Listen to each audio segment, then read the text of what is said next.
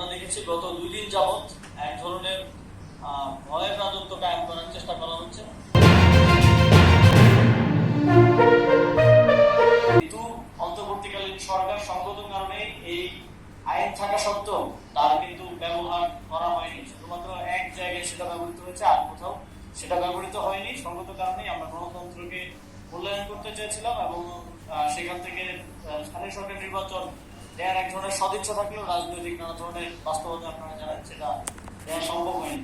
কিন্তু আমরা দেখলাম যে রাজনৈতিক সরকার দায়িত্বে আসার সাথে সাথে যেখানে জনগণের ভোটে নির্বাচিত জনপ্রতিনিধিদের থাকার কথা, সেখানে তারা তাদের দলীয় বিভিন্ন সময় বঞ্চিত কিংবা নির্বাচনে হেরে যাওয়া প্রার্থীদেরকে এক ধরনের সেখানে প্রাইজ পোস্টিং করলেন এবং 6টি সিটি কর্পোরেশনে প্রশাসক হিসেবে নিয়োগ দিলেন। আমরা মনে করি এটা এই যে নতুন বাংলাদেশের কথা আমরা সবসময় বলি, তার সেখানে গণতন্ত্রের জন্য হুমকি স্বরূপ। এবং আমরা মনে করি যে দীর্ঘ 1.5 বছরেরও বেশি সময় ধরে স্থানীয় সরকার প্রতিষ্ঠানগুলো জনপ্রতিনিধি শূন্য এবং এর ফলে দেশের জনগণকে প্রত্যেকটা ছোট ছোট কাজে নাগরিক সেবার ক্ষেত্রে ভোগান্তির শিকার হতে হয়। সেই বিবেচনায় খুব দ্রুত সময়ের মধ্যে স্থানীয় সরকার নির্বাচন আয়োজন করা প্রয়োজন এবং এই বিষয়ে সরকারের পক্ষ থেকে কোনো স্পষ্ট বক্তব্য আমরা দুঃখজনকভাবে পাইনি। আমরা আশা করি যে তারা খুব দ্রুত সময়ের মধ্যে টাইমলাইনটা আমাদেরকে দিবে, দেশের জনগণকে দিবে যে কোন কোন সময়ের মধ্যে, যেহেতু কয়েকটি ধাপে স্থানীয় সরকার নির্বাচন হয়, সিটি কর্পোরেশন, পৌরসভা, জেলা, উপজেলা, ইউনিয়ন পরিষদ, এই পুরো টাইমলাইনটা রূপরেখাটা আমরা দাবি করছি। এবং আমরা দেখেছি যে প্রশাসক নিয়োগ দেওয়ার ক্ষেত্রেও সেখানে স্বচ্ছতার অভাব রয়েছে, সেখানে নির্দিষ্টভাবে মেয়াদ উল্লেখ করা নেই।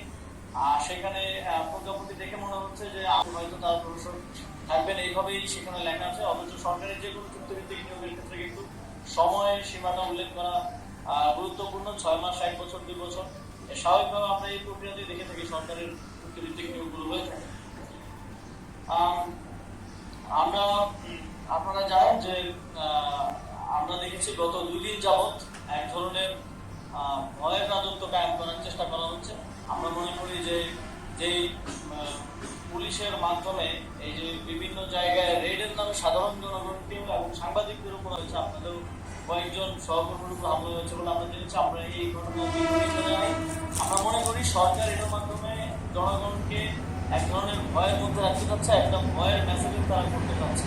আন্দোলন করা যাবে না, রাস্তা অবরোধ করা যাবে না। আমরা দেখেছি যে অন্তর্বর্তীকালীন সরকারের কারণে ছোটখাটো কারণে রাস্তা অবরোধ হয়েছে, আমরা সেটা অবশ্যই সমর্থন করি।